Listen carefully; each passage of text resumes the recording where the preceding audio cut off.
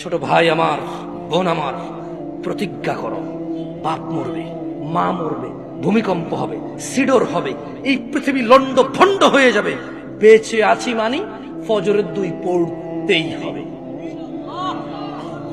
বেঁচে আছি মানি জোহর, আসর, মাগরিব, ইশা পড়তেই হবে। একটু আগে সিগারেট খেয়েছি, একটু পরে আজান হয়েছে, নামাজ পড়তে হবে।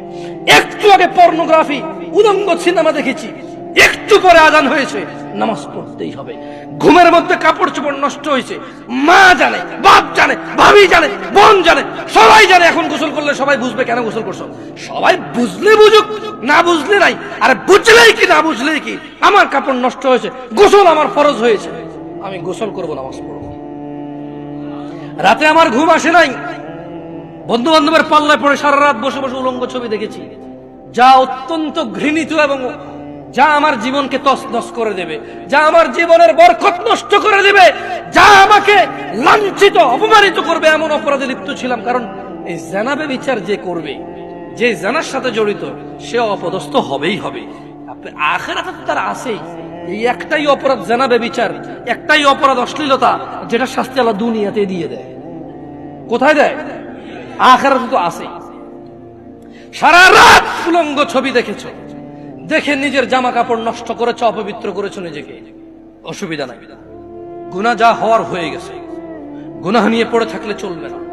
গুনাহ যা হওয়ার হয়ে গেছে, গুনাহ নিয়ে পড়ে থাকলে চলবে না। যাও গোসল করো, ফজরে আযান হয়েছে, সালাতে যাও, 2 রাকাত সুন্নাত পড়ে আল্লাহর কাছে ক্ষমা চাও, 2 রাকাত ফরজ পড়ে আল্লাহর কাছে ক্ষমা চাও।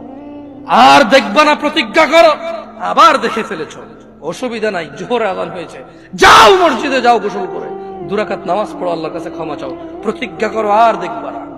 আবার দেখে ফেলেছো, অসুবিধা নাই। পরের ওয়াক্ত আযান হয়েছে, যাও মসজিদে যাও। কারণ মনে রাখবা, সকল অপরাধ গুনাহ, নামাজ যদি ছুটে যায় কুফরিয়া শিরকি হয়ে যাবে,